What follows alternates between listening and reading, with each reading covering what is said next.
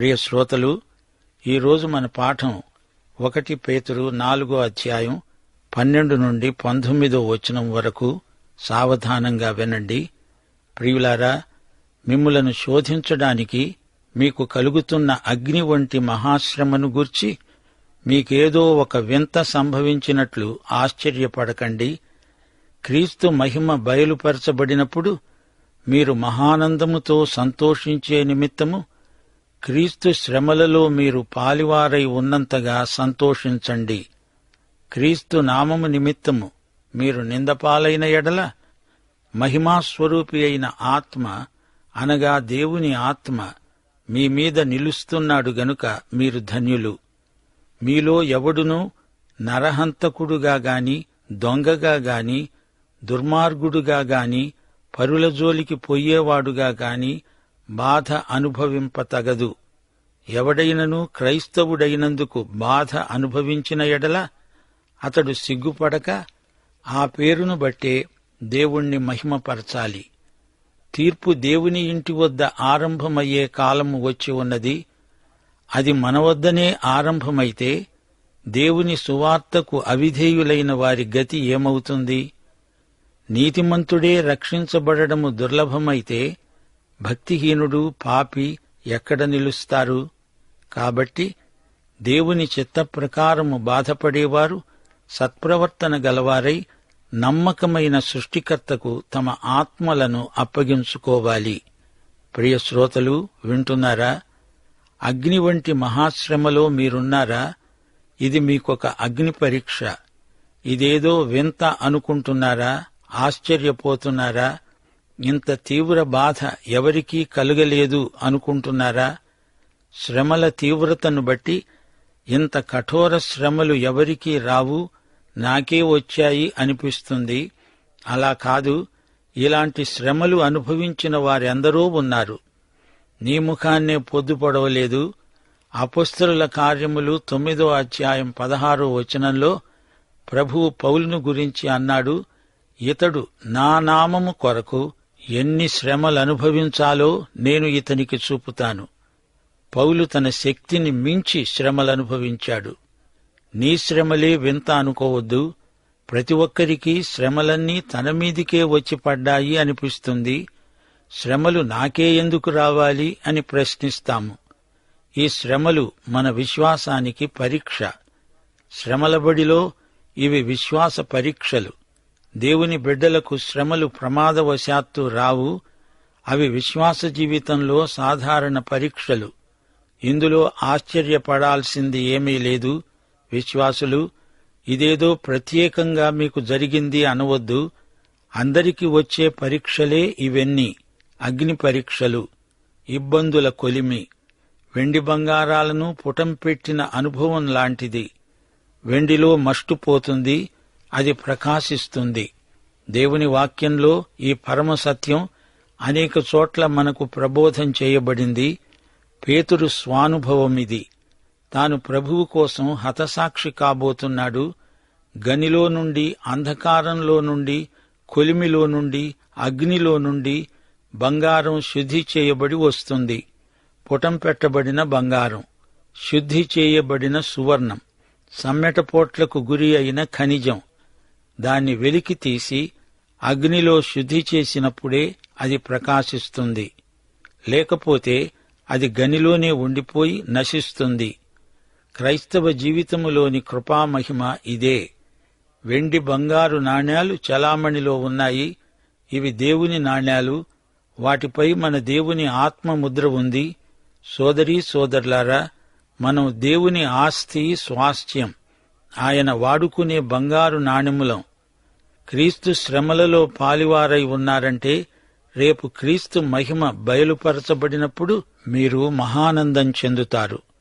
మన శ్రమలు మనలను యేసు రాకడ కొరకై సిద్ధపరుస్తాయి. రోమాపత్రిక 8వ అధ్యాయం 17వ వచనంలో పౌలన్నాడు, మనము పిల్లలమైతే వారసులము, అనగా దేవుని వారసులం. క్రీస్తుతో కూడా మహిమ పొందటానికి ఆయనతో శ్రమపడిన ఎడల క్రీస్తు తోడి వారసులం. క్రైస్తవ జీవితంలో సులభ పద్ధతులంటూ ఉండవు. రక్షణ అనేది దేవునితో బల్లభోజనం. అనుదినము వనసంతర్పణేమీ ఉండదు. యేసు కోసం యేసుతో శ్రమపడాలి. ఆయన న్యాయపీఠమెదుట మన శ్రమలు, మన కన్నీరు అంతా లెక్కలోకి వస్తాయి. పౌలు, పేతురు అనుభవించిన శ్రమలతో పోల్చి చూస్తే మన శ్రమలు ఏపాటివి? మనమంతా పరలోకంలోకి వెళ్లడానికి ఇక్కడ శ్రమల బడిలో కృతార్థులమవ్వాలి. శ్రమలు లేకుండా క్రైస్తవ విశ్వాస జీవితమే లేదు. శ్రమలు మనలోకి ఆధ్యాత్మిక పరిపక్వతను తెస్తాయి. క్రైస్తవ జీవితం పూలపాన్పు కాదు. ఎన్నో శ్రమలను ఎదుర్కోవలసి వస్తుంది. కష్టనష్టాలలో క్రైస్తవ కుటుంబాలు ఆధ్యాత్మికంగా ఎంతో బలపడతాయి. మన కన్నీళ్లలో, కడగండ్లలో మన అనుభవాలు అందంగా ఎదుగుతాయి. మన అంతరంగం క్షాళితమవుతుంది. క్రీస్తు నామము నిమిత్తము నిందపాలయ్యారా? అయితే మీరు ధన్యులు. ఎందుకనగా దేవుని ఆత్మ మీ మీద నిలుస్తున్నాడు. దేవుని ఆత్మ మహిమాస్వరూపి అయిన ఆత్మ. నీవు దేవుని బిడ్డవు అనడానికి ధృవీకరణ పత్రాలే శ్రమలు. శ్రమానుభవం మన సహనశీలం, మన విజయానికి రుజువులు. నీవు హాయిగా ఏ కష్టము నష్టము లేకుండా ఉన్నావు అంటే నీవసలు దేవుని బిడ్డవేనా అని ప్రశ్న అడగాలనిపిస్తుంది. వారు దేవుణ్ణి దూషిస్తే నీ వైఖరి ప్రభువును మహిమపరుస్తుంది. ఒకచోట పెద్ద భూకంపం వస్తే అందరూ హాహాకారాలు చేస్తూ అటూ ఇటూ పరిగెడుతూ ఉంటే ఒక అమ్మాయి నడివీధిలో నిలిచి శ్రావ్యంగా పాట పాడుతోంది. గొప్ప దేవా, ఈ చిన్ని భూగోళాన్ని ఊపుతున్నావా? ఈ పాటతో అందరూ ఏకీభవించాల్సిందే. నరహంతకులు, దొంగలు, దుర్మార్గులు, పరుల విషయాలలో అనవసరంగా జోక్యం కలిగించుకునేవారు దానికి ఫలితంగా బాధకు, శిక్షకు గురి అవుతారు. అలాంటి బాధలు దేవుని బిడ్డలకు తగినవి కావు. ఉబుసుపోక కబుర్లలో సౌశీల్య హత్య జరుగుతుంది. పౌలు, పేతురు, యాకోబు నాలుకను గురించి ఒకే మాట చెప్పారు. ఇతరులను నాలుకతో కొందరు రంపపు కోత కోసి చంపినంత పని చేస్తారు. పాపం చేసి శిక్ష అనుభవించటం సరైనదే. దేవుడు పాపంతో ఎవరినీ శోధించడు. క్రైస్తవుడైనందుకు శ్రమలు వస్తే క్రైస్తవుడనిపించుకోవడం దేవునికి మహిమ. చెరసాలలో బంధించబడిన వ్యక్తి తన విశ్వాసం కోసం శ్రమపడుతున్నవాడైతే అతని సాక్ష్యం ప్రభువును మహిమపరుస్తుంది. తీర్పు దేవుని ఇంటి వద్దనే ఆరంభమవుతోంది. ఆ కాలం ఇప్పుడు వచ్చే ఉంది. విశ్వాసులందరూ దేవుని న్యాయపీఠం ఎదుట ప్రత్యక్షం కావాలి. దేవునికి లెక్క అప్పగించాలి. 2 కొరింథీ 5:10 తాను జరిగించిన క్రియల చొప్పున అవి మంచివైనా సరే చెడ్డవైనా సరే దేహముతో జరిగించిన వాటి ఫలమును ప్రతివాడు పొందునట్లు మనమందరము క్రీస్తు న్యాయపీఠము ఎదుట ప్రత్యక్షం కావాలి. క్రైస్తవ విశ్వాసులందరూ క్రీస్తు న్యాయపీఠం ఎదుట లెక్క అప్పగించాలి. తీర్పు దేవుని ఇంటి దగ్గరే ఆరంభమైతే సువార్తకు లోబడని వారి గతేమిటి అని పేతురు ప్రశ్నిస్తున్నాడు. అందరికీ తీర్పు దినం ఉంది. ఆయన మన పాపశిక్ష తానే భరించాడు. అయితే మనం ఆయన మహిమార్థం జీవించకపోతేనో తీర్పు తప్పదు. అలాంటప్పుడు సువార్తను బొత్తిగా ఎరగని వారికి, వినని వారికి, అవిధేయులైన వారికి కలగబోయే తీర్పు ఎంత తీవ్రమో ఊహించగలరా? నీతిమంతుడైనా దేవుని క్రమశిక్షణను తప్పించుకోలేడు. అలాంటప్పుడు భక్తిహీనులు, పాపులు ఏమైపోతారో యోచించండి. నీతిమంతుడైతే యేసుక్రీస్తు మరణము వల్ల, క్రీస్తునందలి విశ్వాసము వల్ల రక్షించబడతాడు గనుక సరిపోయింది. లేకపోతే మన గతి ఏమై ఉండేది? దేవుని రక్షణ మనకు ప్రాప్తించటం గొప్ప అద్భుతం. రక్షణ పొందనొల్లని వారి భవిష్యత్తు మహాఘోరం. మనము అగ్నిలో నుండి తీయబడిన కొరివిలాంటి వారము. యేసుక్రీస్తు మన పాపాలకు తన రక్తమూల్యం చెల్లించాడు. మన పాపాలు క్షమించాడు. దేవునికి స్తోత్రం. దేవుడు ఎలాంటివాడో చూచారా? దేవుని బిడ్డలైనా వారు పాపం చేస్తే ఆ విషయంలో తీర్పు తీర్చకుండా విడవడు. మరి క్రీస్తును బొత్తిగా ఎరగని వారికి మరీ ఎంత ఎక్కువైన శిక్షావిధి ఉందో గ్రహించండి. మానవతకు ఒకే నిరీక్షణ ఉంది. యేసే రక్షణ మార్గం, మరో మార్గం లేదు. నేను మార్గమును, సత్యమును, జీవమును. నా ద్వారానే తప్ప ఎవడూ తండ్రి వద్దకు రాడు. యేసే ఏకైక మార్గం, సత్య మార్గం, జీవమార్గం. బాధపడేవారు, వారి శ్రమలు దేవుని చిత్తప్రకారమైనవైతే వారి సత్ప్రవర్తనకు గొప్ప బహుమానం ఉంది. అట్టివారు నిశ్చింతగా తమను తాము దేవునికి సమర్పించుకుంటారు.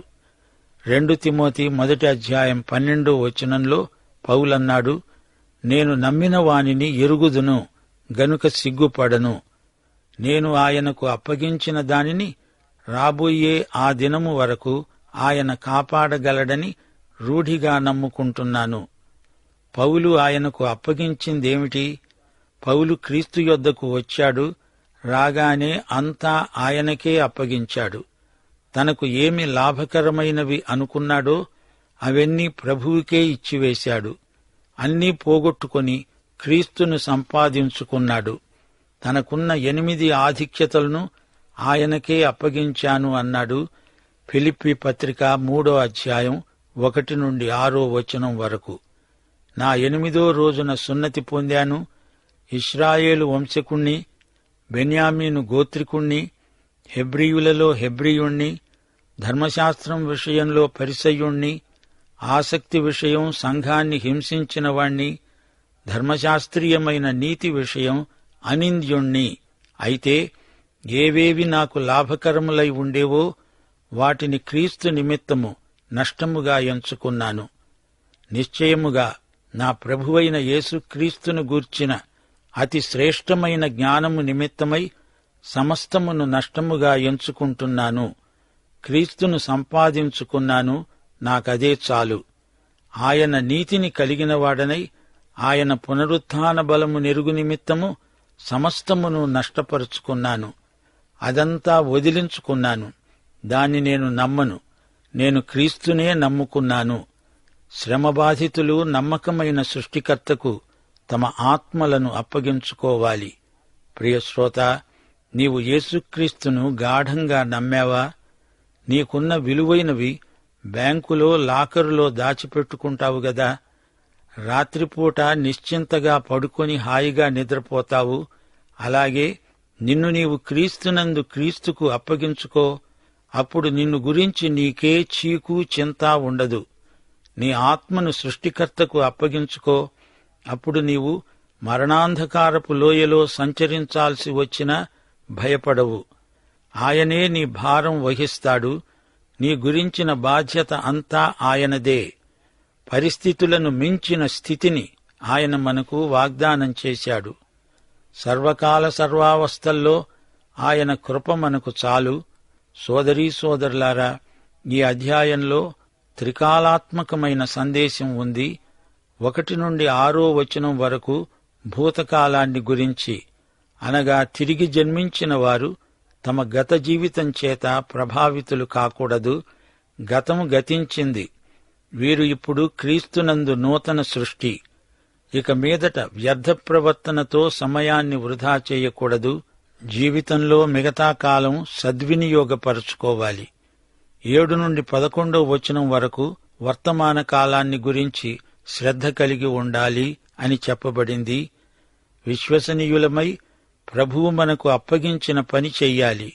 ప్రేమగలిగి విశ్వాసులు పరస్పరం ఉపకార బుద్ధితో ప్రవర్తించాలి. తలాంతులు, వరాలు ఇతరులకు సేవ చేసే ఉద్దేశ్యంతో వినియోగిస్తూ ఉండాలి. 1 పేతురు 4:12-19 వరకు భవిష్యత్ కాలానికి చెందిన హెచ్చరిక. అగ్ని వంటి శ్రమ రాబోతోంది. మంచి సాక్ష్యం కలిగిన వారై ప్రభువును మహిమపరచండి.